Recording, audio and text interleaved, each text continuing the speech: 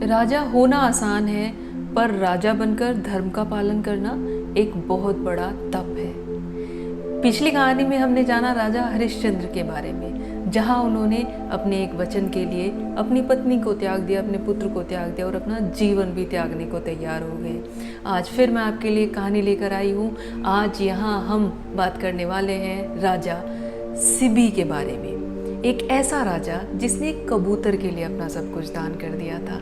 चलिए जानते हैं आज इस महान राजा की कहानी। राजा सिबी वो पुरुष थे जिन्होंने किसी प्राणी के प्राण बचाने के लिए नहीं, बल्कि एक कबूतर की जान बचाने के लिए अपना शरीर दान कर दिया। ऐसी कहानी जहां एक पंख वाली आत्मा के लिए एक राजा ने अमरता प्राप्त की। आज मैं आपको बताऊंगी उसी बलिदान, करुणा और धर्म की वो गाथा जिसे सुनकर आपकी आत्मा भी उस राजा की जय कर उठेगी। राजा सिबी सूर्यवंशी वंश के वीर राजा थे। राजा ऐसा जो स्वयं को प्रजा का सेवक मानता था।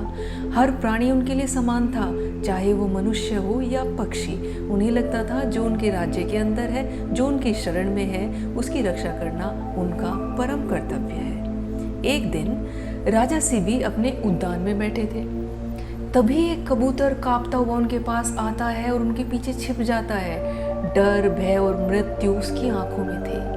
वो बोलता है, हे राजन, मुझे बचा लीजिए, एक शिकारी पक्षी मेरे पीछे पड़ा है। राजा ने तुरंत कहा, जब तक मैं जीवित हूं तुम्हें कोई छू भी नहीं सकता। इतने में ही वहां एक बाज आ जाता है। बाज राजा से कहता है, राजन, ये मेरा भोजन है, यदि आप इसे बचा लेते हैं तो मेरी भूख कौन मिटाएगा?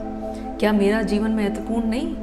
राजा उसकी बातों को सुनकर थोड़ा चौंक जाते हैं और समझ जाते हैं कि ये कोई साधारण बाज नहीं है, ये जरूर भगवान मेरी कोई परीक्षा ले रहे हैं। इस पर राजा बोलते हैं, यदि इस कबूतर का जीवन तुम्हारे भोजन से जुड़ा है तो मैं अपना मांस काट कर तुम्हें दूंगा, इसी कबूतर के बराबर। वहां पर एक तराजू मंगाया जाता है। एक और कबूतर, दूसरी ओर राजा अपने शरीर से मांस काटकर रखने लग जाता है। पर वहां कुछ ऐसा होता है जिस पर किसी को यकीन नहीं होता। राजा का खून बहता रहता है। राजा धीरे धीरे मांस काटकर तराजू में रखता जाता है, पर वो तराजू उस कबूतर के बराबर नहीं हो पाती। राजा की प्रजा, वहाँ जो लोग खड़े थे वो रोने लग जाते हैं। आकाश गूंज उठ जाता है। लोग बार बार विनती कर रहे थे, धर्मराज, क्या कोई इतना भी दयालु हो सकता है क्या? अब आप बस कीजिए। पर राजा अंत तक भी रुकता नहीं है। जब उसके शरीर का हद से ज़्यादा खून बह जाता है तो वो बाज और कबूतर अपना असली रूप ले लेते हैं। वो थे देवराज इंद्र और अग्नि, जो राजा की परीक्षा ले रहे थे। वो दोनों राजा के सामने प्रकट होते हैं और कहते हैं, राजन, आपने धर्म की पराकाष्ठा कर दी। आपने सिद्ध कर दिया कि प्राणी मात्र के लिए दया ही सच्चा राजधर्म होता है।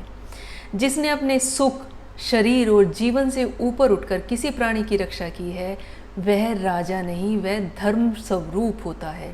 राजा सिबी की यह कथा आज भी बताती है कि दया, करुणा और धर्म अमरता की राह है। आज की ये कहानी आपको कैसी लगी?